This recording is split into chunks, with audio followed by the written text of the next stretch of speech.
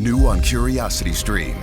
How do you connect a 16th century potato to limitless energy production? Could Napoleon's toothpick have a direct link to a machine that predicts the future? And how can a 1700s conch shell chart a course to humans connecting their brains to the internet? James Burke's visionary series Connections returns for a new generation. Experience all new Connections. With monthly, annual, and bundled plans, find the one that works for you at curiositystream.com. You know, I could go through this and be like on Gilbert Gottfried's podcast and go through your many credits. We could go on forever and ever and ever. That would take up like a half hour. Yeah, you don't need to do that. You go on his podcast. Yeah, I would always say, be prepared. It's a long list. But the latest thing is your book. And what inspired this? It's just looks really fascinating, very entertaining. It's called The Real True Hollywood Story of Jackie Gold. Yes. So I had the little germ of an idea for this book many years ago. It was while I was doing a series called Empty Nest, and this is all pre-cell phones, pre-internet, pre-TMZ, when the tabloids ruled the town. Oh, yeah. In terms of gossip. And at that same time, the tragedy with Princess Diana happened, where the paparazzi followed her car, and she had that accident and died. And soon after that, I had my first child, and a tabloid reporter from the Inquirer showed up at my front door and wanted to ask me very personal questions about my child and paternity. And with all the strength of the new mother bear that I had become, I chased him off my property. Oh, wow.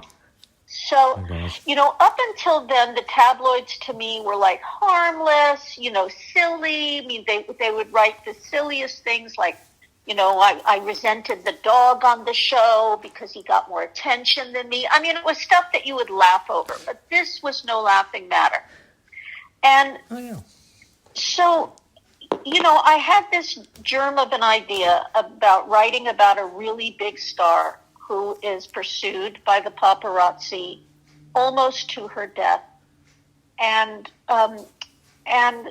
my character, Jackie Gold, tells her story from the hospital bed where she's lying in a coma, having jumped off a balcony, hotel balcony, to escape the paparazzi. And so the story goes back and forth between the drama and the comedy unfolding in the hospital while she's fighting for her life and people are coming in thinking she doesn't hear a word they say and revealing themselves. And she's telling her life story in flashbacks of who she is and how she got to be where she is. And so, you know, I started this book in a workshop way many years ago. And I didn't know how to write a novel then. So this novel has been my education in writing fiction. And the last 2 years, you know, with COVID, I sent it out to independent publishers, and I got the fabulous Myra Fialco from Star Alley, and the rest is history. Isn't that the longest answer you ever got to anything? Oh, my God. I kept thinking to myself, when will I shut up? That's totally fine. Because, I'm really curious because it's so tight and so entertaining. And it's like, obviously, you have a lot of experience with this. And that's what really sets it. And you can almost visualize it. Of course, this could be adapted into some type of a film or even, it could be even like a musical in a certain way, too. I never thought of the musical, but I have to say, the actress lying in bed in a coma singing is not appealing to me. You just never know. The irony but there. You never know. It seems like everything's a musical now, right? Oh, my God. I just read the reviews of Diana. Oof. Wow, yeah. Yeah. But, couldn't you see that coming? I mean, I just have to say. Oh, yeah. Couldn't you see that coming? Totally. Yeah, well, you know how the business is. It's like if it works, and you see how big executives probably savor, oh my gosh, this is going to just make so much money. We'll just do anything we can. How many sequels, how many musicals can we do and milk it? I don't know. I would think in that case, somebody's best friend should have turned to them and said, honey, this is not good. Anyway, moving on from that. Yeah. So in the book, you set the book in 1999, is that right? And it starts in 99 with the accident, but right. Jackie's flashbacks go as far back as the 60s, not to her life, but to her mother's and her father's, and why they were who they were, and how she came into being. And my favorite part of writing this book was the backstory, because those were the areas. Her childhood came so easily to me. Writing about Hollywood and acting is, I had to dig deeper, not to be superficial, because Hollywood is superficial. Yes. You know what I mean? Oh, yeah. It is, it is get ready, get on the set, get on camera. And that's boring. And so the backstory was juicy for me, especially because I shared a childhood with her. While I don't share Jackie's story, I do share elements of her being. And writing about growing up in Malibu Colony in the 70s, was really fun for me, because that's texture, and it's something so unique. It's so unique that we have a Facebook group yeah, of those of us wow. who grew up in the colony in that era, because it was such an unusual time. It was way before the time of like Tom Hanks getting a big, mansion there. It was when it was just a bunch of beach shacks, and it was actor summer homes, and some, to some degree, middle class families. Yeah, it wasn't Malibu. That's true. I had some cousins out there. They grew up in Canoga Park. I remember visiting. Yeah, I know it all. Yeah, it's my old stomping grounds. Yeah, so I loved writing about that, and I don't even remember what the question was you asked me. Yeah, just how the book started in 1999, and all these people are making confessions, and then you learn so much when you're in a coma, but you could hear everybody. Yeah. I loved that part. I loved all the deathbed confessions. Really fun. I didn't actually know what a lot of them would be until I wrote them. I was like, what secrets could be here that I have not completely explored or prepared for? And so that was fun to write. Yeah, and people wondering, are her breasts for real? And then you're saying, well... Should we look at them? Yeah, it was good. Yeah, all of that was fun. Oh, I'm glad you read the book and that you had fun with it. Thank you. Yeah, I always think, if I could visualize it and I could turn that into a movie in my head, then you're doing a really good job at using description, and it's very colorful that way. Thank you. Absolutely. I like that little tongue-in-cheek comment. At least I was wearing nice underwear. Yeah.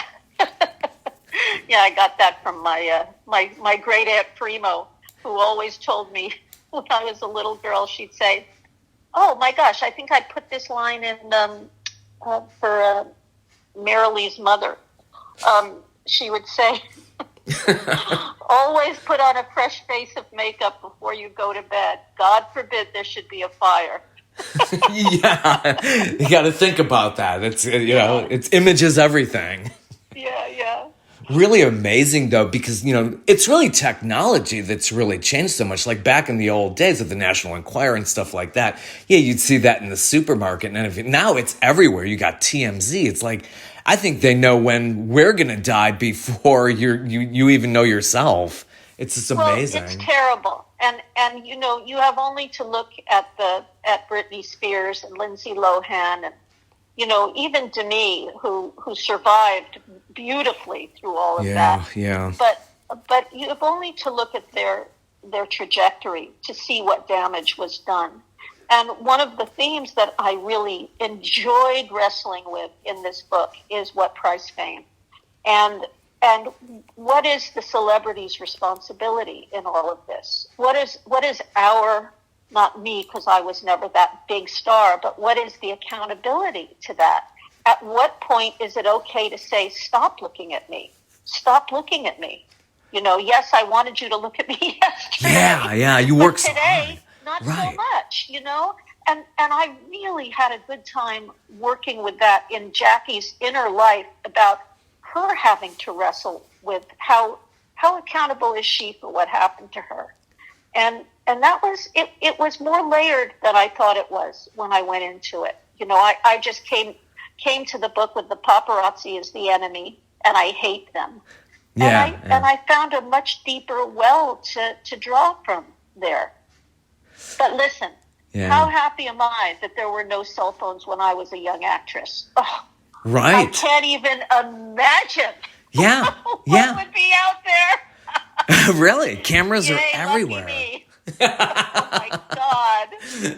So true. It's become so much harder. I mean, you work so hard for that fame, but then we all forget in the real world, these are human beings. And it's really tough that way. It really is. Yeah. So, and you look at this, and I think of him as a child, Justin Bieber, who was a child, and he became huge, and what they've done to him, and how he and how he wrestles with,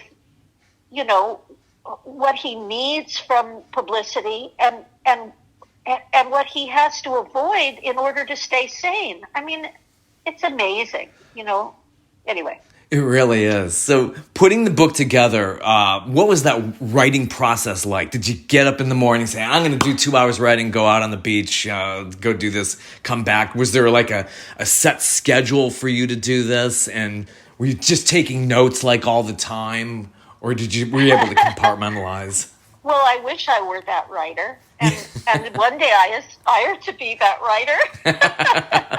But it was pretty haphazard for me.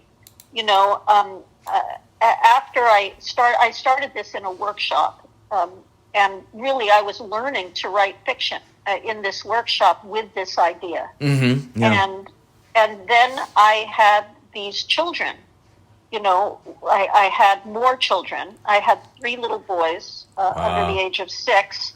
Oh my! And I realized that they were really inconvenient for writing, and that I had to make a choice. Whether to be a mother or to be a writer, because I found myself just resenting them, because I couldn't get that time to work in my head.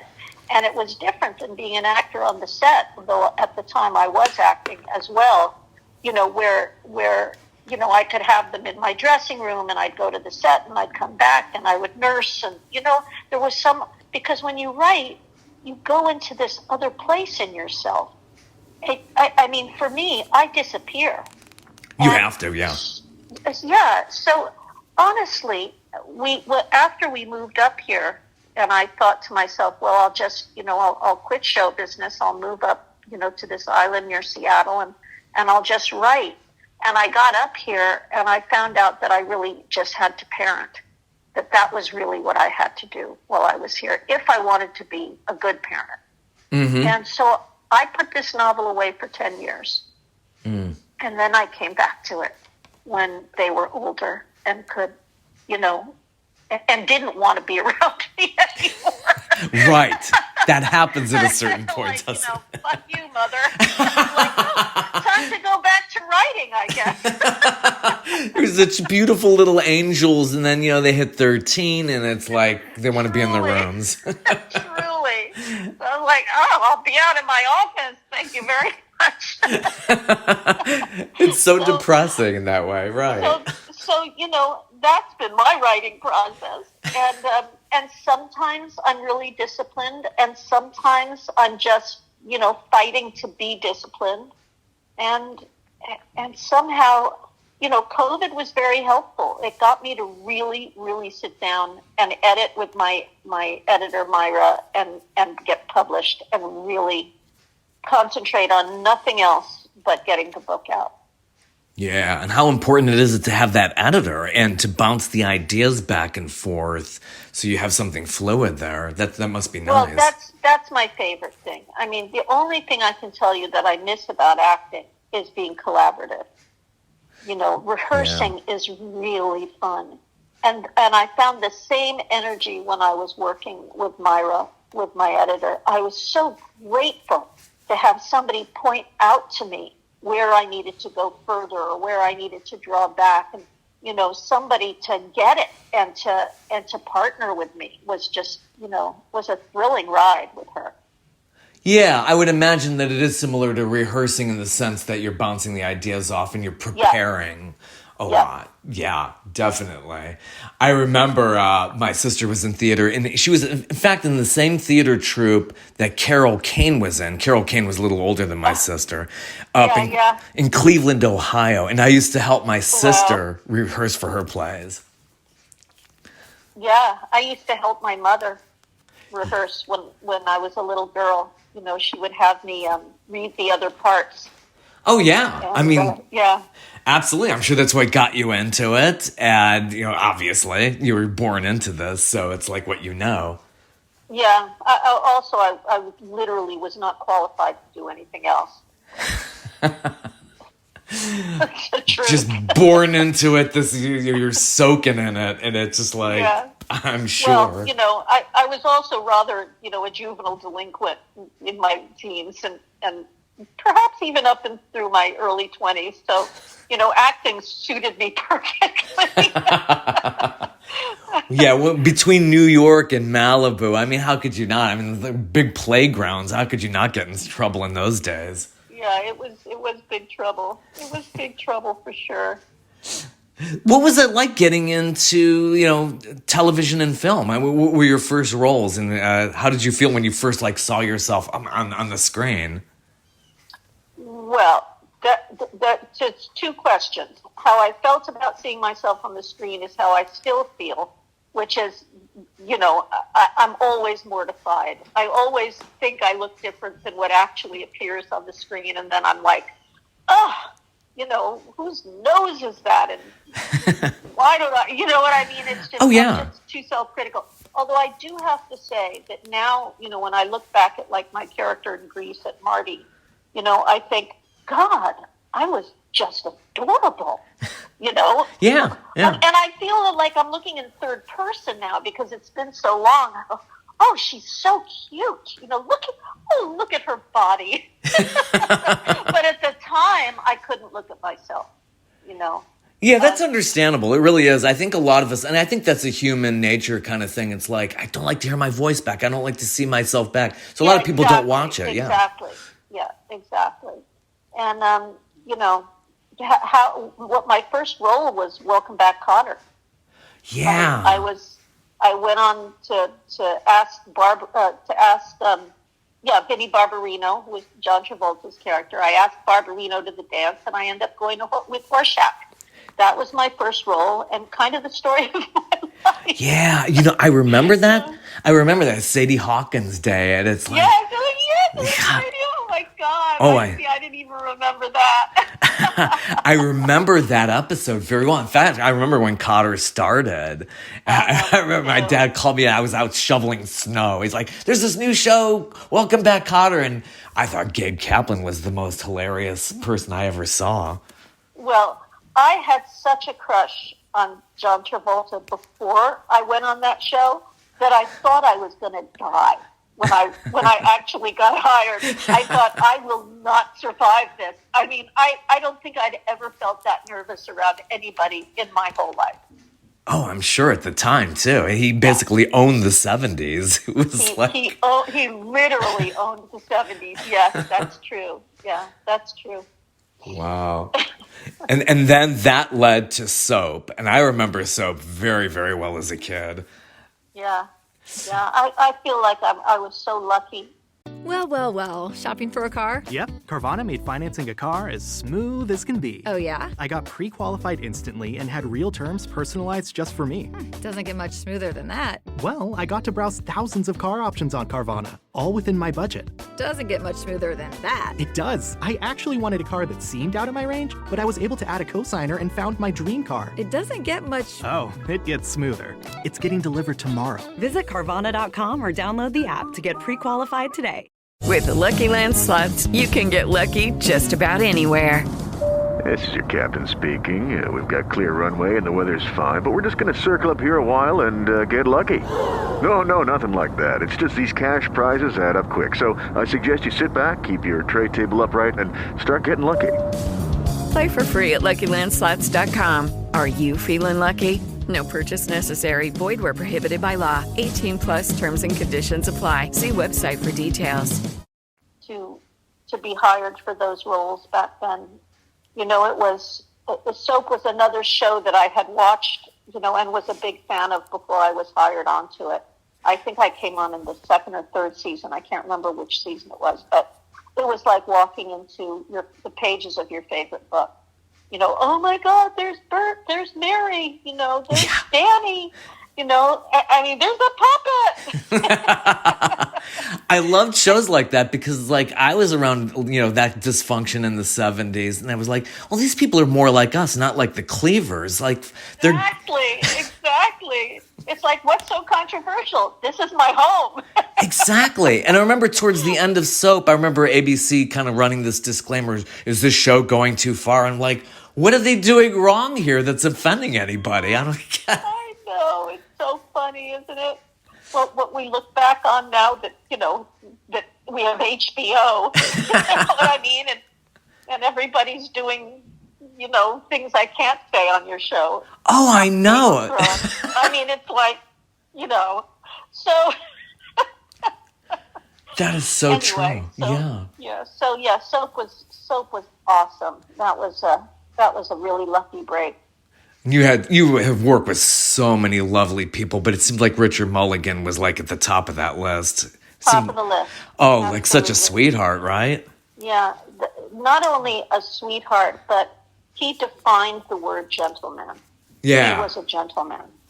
And he ran, when we did Empty Nest, he was captain of the ship, and he was a gentleman, and he was always prepared. We were watching the bloopers a couple of months ago. Someone sent me a reel of Empty Nest bloopers. I'd never seen them before. And of course, I'm up on my lines all the time. I'm forgetting everything. David Leisure is forgetting things. Park. Richard never forgets a line. There's no blooper that he's responsible for. Wow. Blooper reel. It's all us screwing up. Richard is just and the funniest part of the bloopers is just watching him shake his head. It's just sigh, there they go again, Yeah. It was amazing. Some people just have that photographic memory, and it's I cannot believe how they could remember so many lines at once. Yeah, well, he didn't have a photographic memory, but what he did was he worked diligently day and night. And he was so funny. He had this little stamp pad. I've never talked about this. He had a stamp pad and a stamp of a red strawberry. Huh. And every time he would learn a page to where he knew he had it, he'd stamp it with that red strawberry stamp. I have not thought about that until now. That's really interesting. Wow. Yeah, it is. Yeah. Gosh. Well, yeah, Empty Nest. It just seemed like a really, really great show. And Christy McNichol was also in that. Just a really fantastic actor.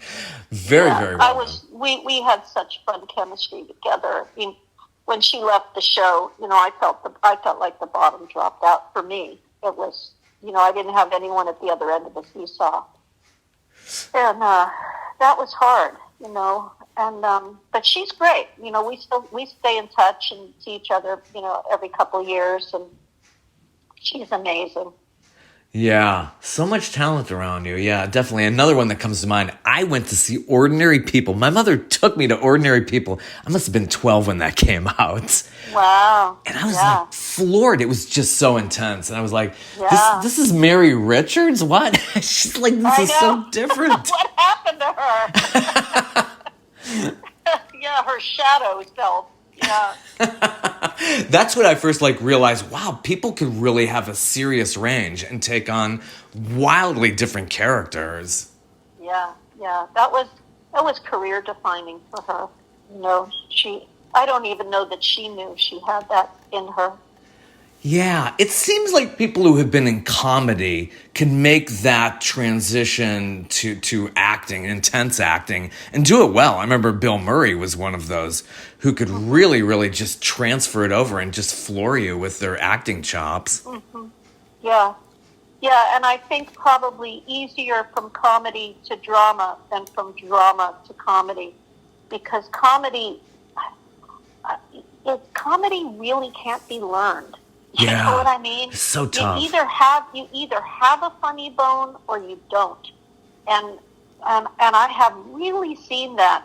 Particularly when I was directing, where you really couldn't teach anybody how to spin the joke. They either knew how to do it or not.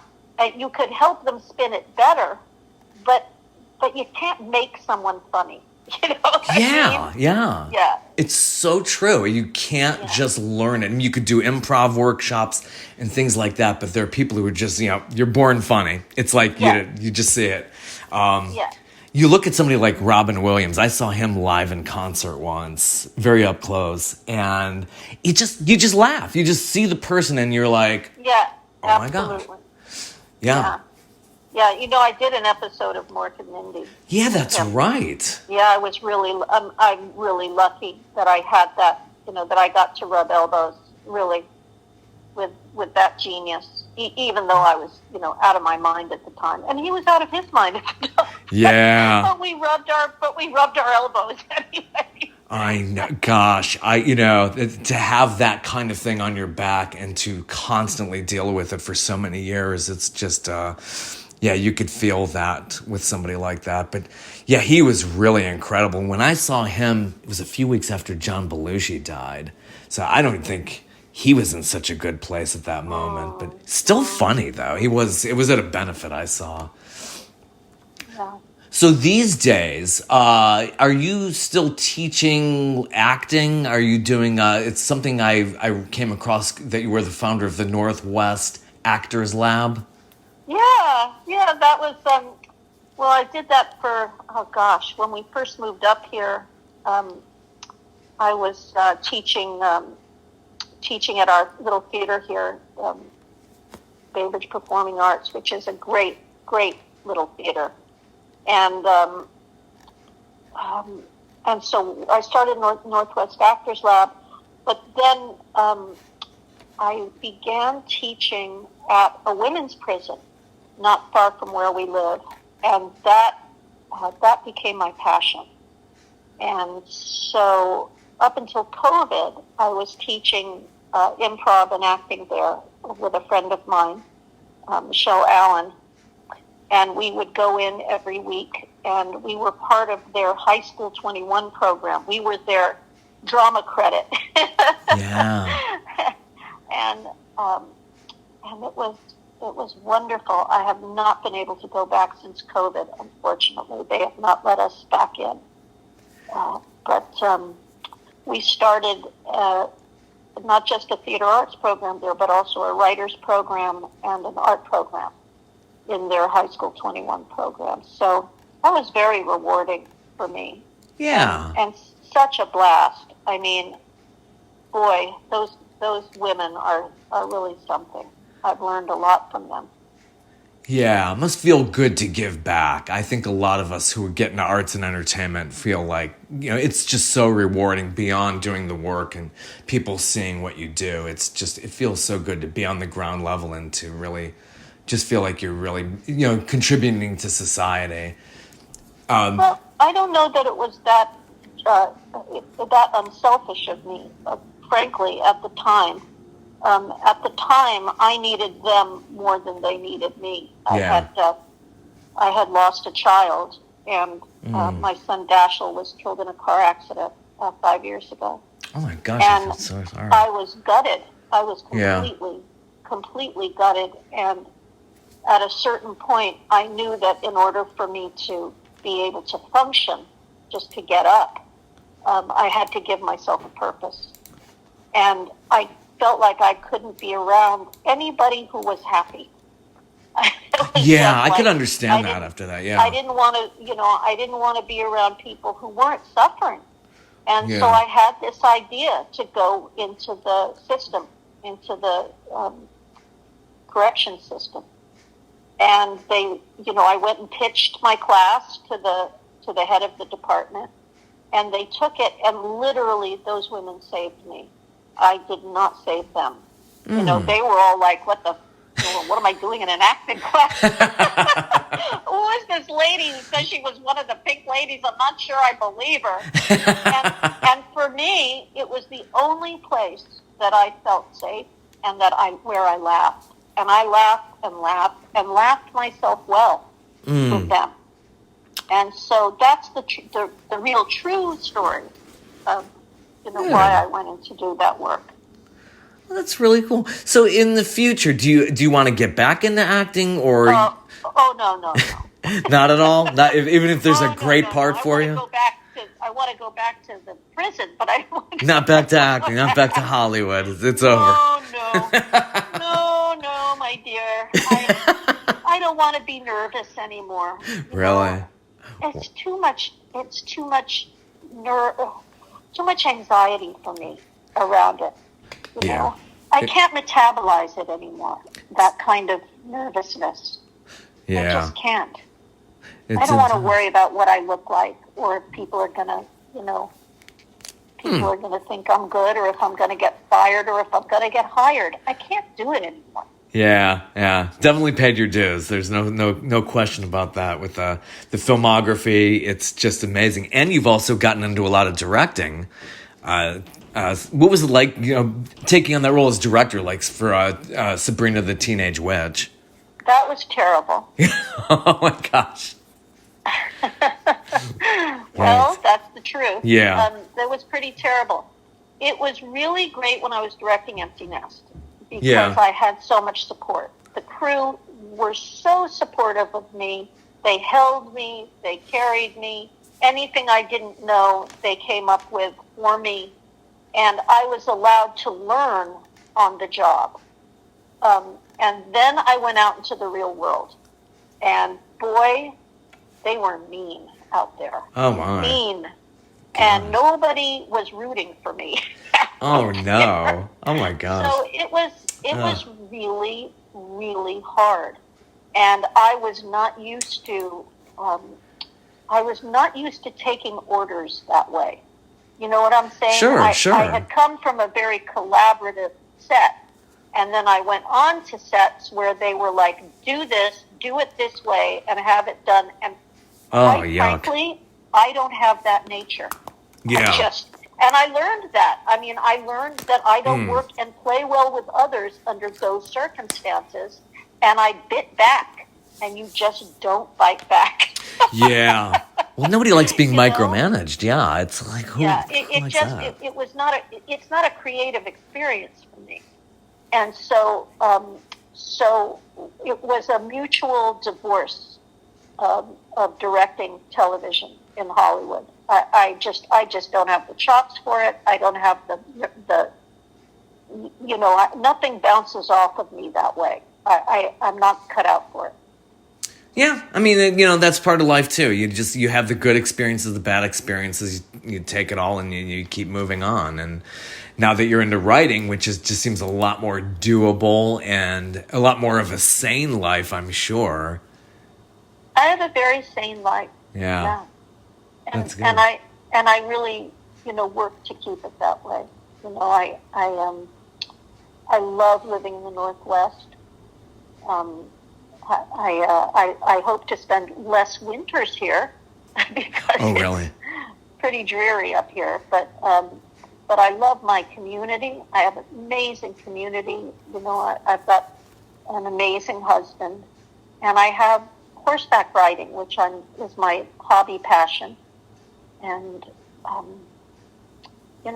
I live a very uneventful, rewarding life. Truly. Yeah, Yeah, it sounds bucolic, relaxing, especially with the horses. I know a lot of people do therapy with horses.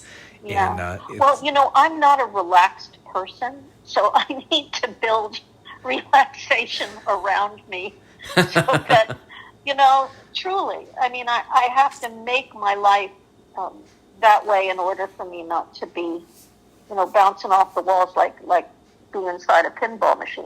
You know what I mean? I can be very reactive. So I have a pretty cool existence here. Great. And you still keep in touch with everybody, not everybody, but like a certain amount of people you've known in the business, which kind of keeps you connected in that sense, I'm sure. Oh, yeah. I have a tribe, I mean, my mother, who is Lee Grant, is still alive and kicking. She's 96 and she lives in Manhattan. And, I get to go and see her and be in fabulous dinner parties and go to the theater. And, I get all the best of the business now, really. I have, lots of friends who are still working, and the T-Birds and the Pink Ladies, we all keep in touch. We do some autograph shows together. Christy and I and David keep in touch, from Empty Nest. And, I can visit. It's like showbiz is a nice place to visit, but I don't want to live there. Exactly. I like that line. Exactly what I do, And, I go to my mom's and, there's just, most amazing people at the dinner table, Yeah. Yesman and Brenda Vaccaro and Alan Alda. I love those people. I mean, I feel, blessed to be in their presence. And then I come home. Yeah. Oh, that's just so awesome. Just to sit down with Alan Alda. Cool. Those wonderful people. I was a little intimidated, I have to say. Oh, yeah. But, then you get, you go below that surface and it's, you have a good conversation with somebody like that. I would think somebody like Alan Alda is wonderful. Yeah. There's nothing like a good dinner party of, all the people you ever fantasized, splitting a loaf of bread with. Oh. What a dream. What a dream. What a dream. You were living it. Well, that's great. So more writing in the future? You're going to have your autobiography out one day? I never will write an autobiography. Let somebody else do it? Yeah, no, I don't, who cares? But, and I don't like, I love listening to people's memoirs. I'm bored with my own story. I'm much more interested in what I can pick and choose from it to weave into something else. So yes, I'm still writing. I have another piece that I'm starting to play with. Good. I'm going to record the Audible version of Jackie Gold in January, and that'll be out probably by March. And I'm passionate about getting readership for this book because I think it's a really fun, entertaining story. And, I think of it as like a serious beach read. Yes. Like you take it to the beach and go, oh, this is deeper than I thought, but it's still really entertaining, and so, right now I'm just concentrated on expanding the readership. Excellent. Well, starting with you. Yeah. I will get that word out there, definitely. Okay. Thank you. Fantastic. Well, thank you so much for your time. And definitely get this new book. We'll have that on Audible soon. We'll hear from you on that. The Real True Hollywood Story of Jackie Gold. You can get it on Amazon. You can request it at your local bookstore if you want to bypass Amazon. Or you can get it on my website, DinahManoff.org. There's a link there to it as well. So, awesome. There you have it. Awesome. Well, thank you so much. Take care and best wishes. You too. Bye. Bye-bye. Okay, round two. Name something that's not boring. A laundry? Ooh, a book club. Computer solitaire, huh? Ah, sorry, we were looking for Chumba Casino. That's right, ChumbaCasino.com has over 100 casino-style games. Join today and play for free for your chance to redeem some serious prizes. ChumbaCasino.com. No purchase necessary. Void where prohibited by law. 18+ terms and conditions apply. See website for details.